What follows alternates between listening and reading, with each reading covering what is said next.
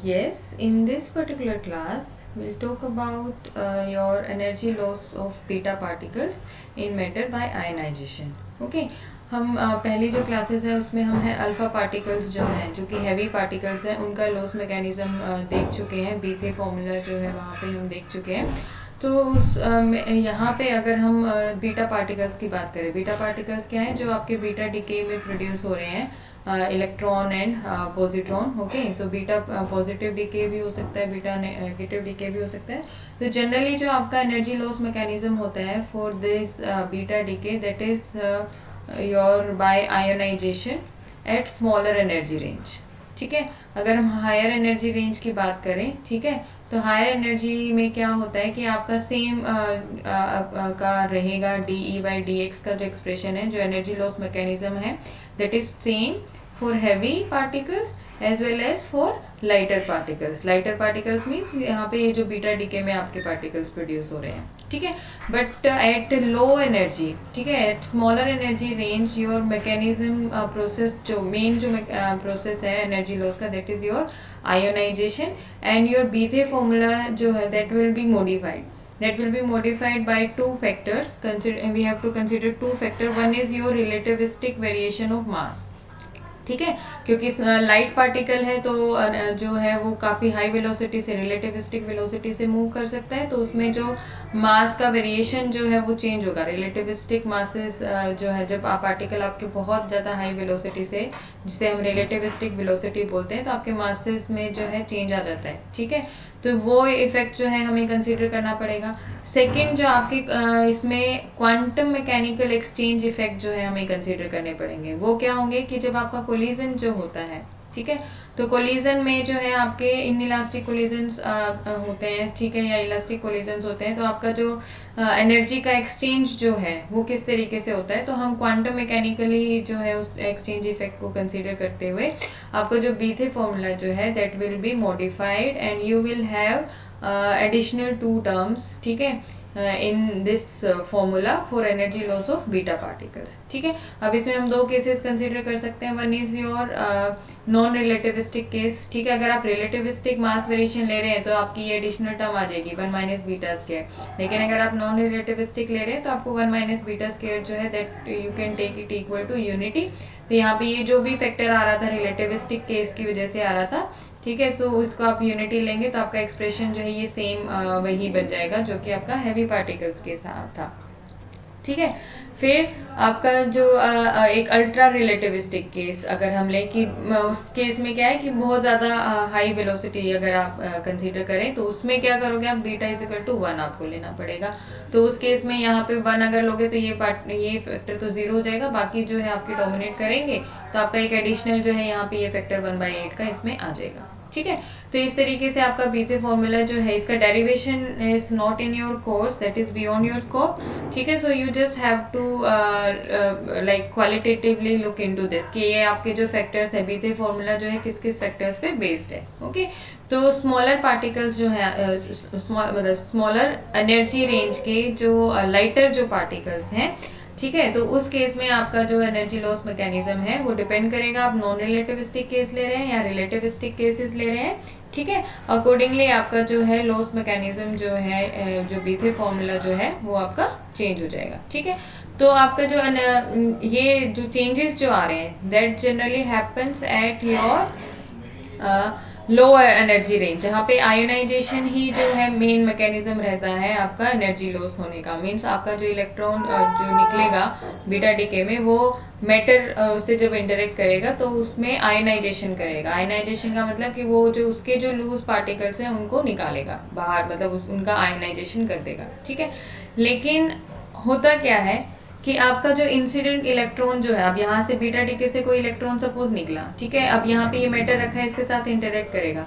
तो heavy particle के case में तो क्या था कि आपका अल्फा पार्टिकल जो है that we consider that moves in a straight line. ठीक है, क्यों, बिकॉज वो हैवी है और उसकी मोबिलिटी जो है वो कंपेरेटिवली कम है, तो उसके लिए ईजी नहीं है कि वो जब कोलिजन में होता है उसका मैटर किसी एटम के साथ अल्फा पार्टिकल में, तो आपका जो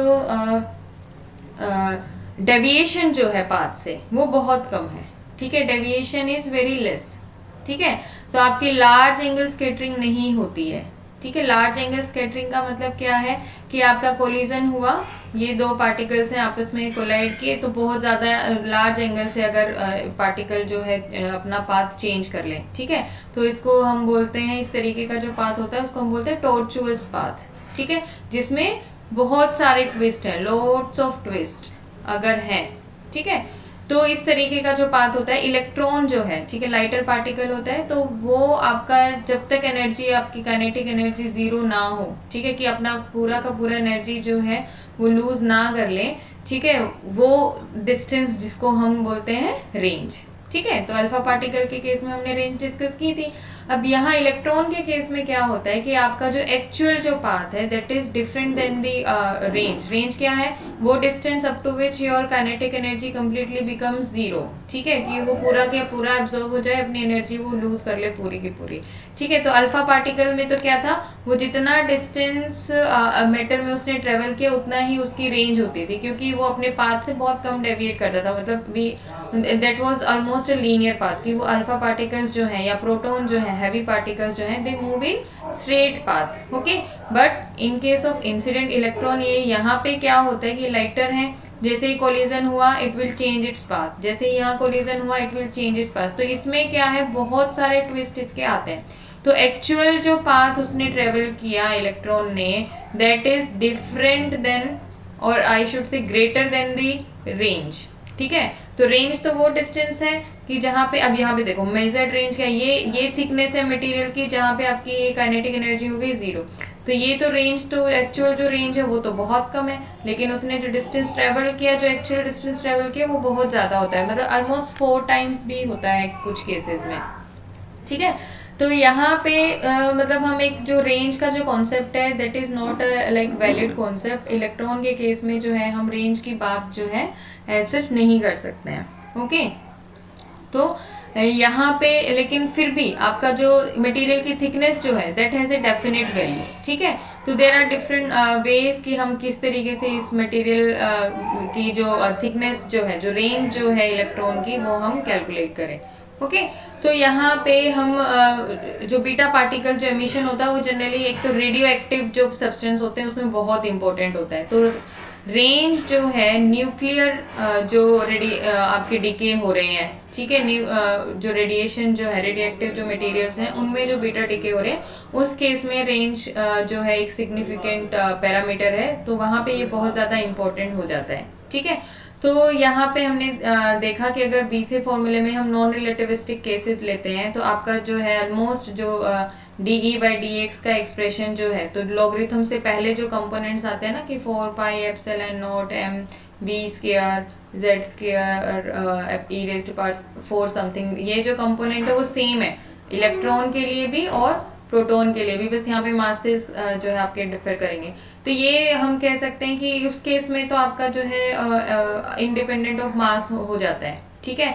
लेकिन अगर आप लो एनर्जी की बात करें तो उस केस में आपका ये जो एक्चुअल जो पाथ जो ट्रेवल किया है वो आपकी रेंज से डिफरेंट होता है। तो हम एम्पेरिकली इस चीज को जो है फाइंड आउट करने की कोशिश करते हैं, ठीक है। तो क्या करते हैं, यहाँ पे ये दो आपको ग्राफ जो है इन्होंने दिए हुए हैं, जो कि ट्रांसमिशन इंटेंसिटी है और एब्जॉर्बर थिकनेस के बीच में जो है इन्होंने ड्रॉ किया है। दिस इज फॉर न्यूक्लियर जो रेडियो एक्टिव मटीरियल है उनके लिए है, and this is for like normal जो आपके हैं मोनो एनर्जेटिक जो आपके पार्टिकल्स है उनके लिए। मोनो एनर्जेटिक मतलब उनकी एनर्जी जो है लगभग सेम रहती है, ठीक है। न्यूक्लियर रेडिएशन में क्या होता है कि आपको एक वेरिएशन जो है मिलेगी कि आपके कितने जो बीटा डिके में इलेक्ट्रॉन्स जो हैं उनके एनर्जी में वेरिएशन होगा, ठीक है। तो सभी जो इलेक्ट्रॉन है मैटर में जब इंसिडेंट होंगे तो वो सभी अलग अलग कोलिजन के अंडर को आएंगे, तो उनका जो रेंज जो है दैट विल आल्सो वेरी, मतलब ऐसा नहीं है कि सेम थिकनेस पे जितने, अगर सपोज 50 नंबर ऑफ इलेक्ट्रॉन्स आ रहे थे कि 50 के 50 यहाँ पे 0 हो गए, ऐसा नहीं है। तो सबके लिए अलग अलग रहेगा। तो बैकग्राउंड में कुछ इलेक्ट्रॉन्स आपके रहते हैं जिन they possess some amount of kinetic energy, और जब तक वो कम्प्लीटली जीरो नहीं हो जाती है वहां तक हम उसकी रेंज जो है कंसीडर करते हैं। तो यहाँ पे यही कि एब्जॉर्बर थिकनेस जो है आपकी वो किस तरीके से वेरी कर रही है। तो यहाँ पे हमने देखा मोनोएनर्जेटिक के लिए तो आपका ये जो कर्व जो है वो थोड़ा लेस लीनियर है, बजाय कि न्यूक्लियर के केस में दैट इज मोर लीनियर। और यहाँ पे ये जो एक्सटेंडेड रेंज जो है आपको मिलेगी मोनोएनर्जेटिक के केस में, ठीक है। यहाँ पे हमने इसको ये एक्स्ट्रापोलेट किया है, तो ये जो वैल्यू है इसको आरपी जो हम बुला रहे हैं, ठीक है। तो इसको हम बोलते हैं एक्स्ट्रापोलेटेड रेंज, जो कि आपकी प्रैक्टिकल रेंज है। मतलब आपकी मतलब प्रैक्टिकल रेंज का मतलब एक्चुअल में जो आपकी रेंज है वो आपकी यही मिलेगी, ठीक है। और ये है एक्स्ट्रापोलेटेड। एक्स्ट्रापोलेटेड का क्या मतलब है कि कुछ जो पार्टिकल्स हैं वो ऐसे होंगे जिनकी एनर्जी थोड़ी सी ज्यादा होगी बजाय कि एवरेज नंबर ऑफ पार्टिकल्स के, तो वो थोड़ा सा और लंबा रेंज अपना अटेन कर लेंगे, उनकी रेंज थोड़ी सी और ज्यादा हो जाएगी, ठीक है। तो वो थोड़ा सा और लंबी थिकनेस तक जाके एब्जॉर्ब होंगे, ठीक है। सिमिलरली यहाँ पे क्या है, आपके जो रेडिएशन जो है उसमें एक्स्ट्रापोलेशन आपको नहीं मिलेगा, ये बैकग्राउंड एक्टिविटी पे सीधा जाके जो है आपका कर्व मिल जाएगा। तो मैक्सिमम रेंज आपको यहाँ पे इजीली इसमें मिल जाएगी। Okay, so this was about your range of beta particles. तो हमने देखा कि जो आपके मेन जो डिफरेंस है वो हम कंक्लूड कर लेते हैं कि यहाँ पे एक तो ये इन्होंने फॉर्मूला जो है दे दिया है कि इनिशियल जो इंटेंसिटी है उसके बेसिस पे आप किस तरीके से निकाल सकते हो, ठीक है। तो आपका जो एब्जॉर्प्शन कोफिशिएंट जो है वो म्यू जो है आपकी कितनी डेंसिटी है मटेरियल की, ठीक है, उसके ऊपर डिपेंड कर रहा है। ओके, तो यहाँ पे एक्स थिकनेस जो है कितना डिस्टेंस वो चलेगा एब्जॉर्बर में, ठीक है। और ये आई नोट जो उसकी इनिशियल इंटेंसिटी है उसके ऊपर डिपेंड करता है, ठीक है। तो इस तरीके से हम जो है एक आइडिया जो है रेंज का लगा सकते हैं। ओके, तो यहाँ से x जो है वो डिस्टेंस जो है रेंज का जो आइडिया है वो हम लगा सकते हैं बेस्ड ऑन योर इंटेंसिटी, कि आपकी इनिशियल इंटेंसिटी की थी कितनी थी, and after travelling a distance of x over मतलब distance x in a medium having this rho as your density. तो आपका एब्जॉर्प्शन कोफिशिएंट जो है हम डिफाइन कर सकते हैं उस मीडियम के लिए। तो उसमें एब्जॉर्प्शन कोफिशिएंट का मीडियम कितना है उसके ऊपर डिपेंड करते हुए हम एक रेंज का आइडिया जो है निकाल सकते हैं। ओके, तो अब डिफरेंस जो है मेन इंपॉर्टेंट जो चीजें हैं वो कंक्लूड कर लेते हैं कि एक तो आपका जो इलेक्ट्रॉन का मास जो है वो बहुत स्मॉल है, ठीक है। तो उसकी वजह से क्या है कि आपके पाथ में बहुत ज्यादा ट्विस्ट है, जिसको हम टॉर्चुअस पाथ बोलते हैं।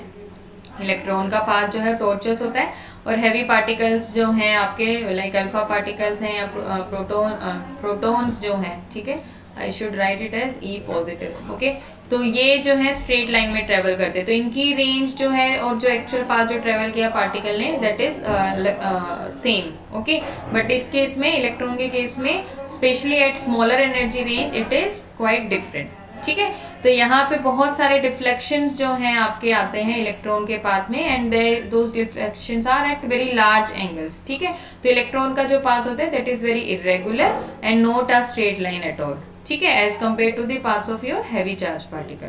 सेकेंड इज कि आपके जो न्यूक्लियर इलेक्ट्रॉन्स हैं, मतलब जो रेडियो एक्टिव मटेरियल्स हैं या फिर न्यूक्लियस के अंदर से जो इलेक्ट्रॉन्स निकल रहे हैं जैसे कि बीटा डीके में निकलते हैं, तो उनका जो डिस्ट्रीब्यूशन ऑफ एनर्जी जो है वो कंटिन्यूस होता है, मतलब उनकी फिक्स वैल्यू नहीं होती है as compare to your alpha particle. Alpha particle के केस में हमने बोला था कि 4.18 मेगा इलेक्ट्रॉन वोल्ट की जो है अल्फा पार्टिकल एमिट हो रहे हैं न्यूक्लियस से, ठीक है। मतलब न्यूक्लियस से जब अल्फा एमिशन हो रहा है तो उनकी जो एनर्जी थी वो फिक्स थी, मोनोएनर्जेटिक थी। लेकिन बीटा डीके के केस में हमने पहले भी डिस्कस किया था, एक रेंज ऑफ एनर्जी मिलती है। यहाँ पे हमने बताया था this is your kinetic energy, this are the number of electrons. तो डिफरेंट नंबर ऑफ इलेक्ट्रॉन्स जो उनकी डिफरेंट एनर्जी है, और बहुत कम इलेक्ट्रॉन्स है जिनकी मैक्सिमम एनर्जी थी, जिसको हमने यहाँ पे एंड पॉइंट एनर्जी बुलाया था। ओके, तो इस तरीके से यहाँ पे इलेक्ट्रॉन्स का तो कंटिन्यूस डिस्ट्रीब्यूशन मिलता है, मतलब बहुत सारे इलेक्ट्रॉन्स हैं जिनकी एनर्जी कुछ है, बहुत सारे हैं जिनकी कुछ है, किसी की कुछ है, इस तरीके से सबकी सेम एक वैल्यू नहीं है इलेक्ट्रॉन्स की, ठीक है। थर्ड इज कि आपके जो कोलाइडिंग पार्टिकल्स जो हैं, इलेक्ट्रॉन जब कोलाइड करेगा तो उस केस में क्या है, आपका जो एक्सचेंज फिनोमिना जो है वो क्वांटम मैकेनिकल जो एक्सचेंज फिनोमिना है वो हमें कंसीडर करना पड़ेगा, ठीक है। तो उसके लिए मतलब थ्योरेटिकल जो आपका फॉर्मूला है, बीच फॉर्मूला जो है वो चेंज हो जाता है, क्वांटम मैकेनिकल एक्सचेंज इफेक्ट जो हम लेते हैं। ओके, और फिर लास्ट क्या है कि आपकी, क्योंकि अब वो लाइटर पार्टिकल है तो सेम काइनेटिक एनर्जी पे बीटा पार्टिकल्स की स्पीड क्या होगी, वो बहुत ज्यादा होगी, ठीक है। तो हम क्या करते हैं उस केस में रिलेटिविस्टिक ट्रीटमेंट जो है हमें लेनी पड़ेगी बीटा पार्टिकल्स के लिए, क्योंकि मास स्मॉल है, तो सेम अगर रेंज हमने ली है, सपोज 2 इलेक्ट्रॉन वोल्ट की हम बात कर रहे हैं या 2 मेगा इलेक्ट्रॉन वोल्ट की बात करें, तो अल्फा पार्टिकल की उस एनर्जी के करस्पॉन्डिंग वेलोसिटी कम होगी, बजाय कि बीटा पार्टिकल उसकी जो है वेलोसिटी बहुत ज़्यादा हाई हो जाएगी, रिलेटिविस्टिक वेलोसिटी उसकी हो जाती है, तो उस केस में हमें रिलेटिविस्टिक ट्रीटमेंट भी लेना पड़ेगा बीट फॉर्मूले में. Okay, so this was all about your range and energetics of your beta particles, which are lighter particle as compared to your proton and alpha particles. Okay.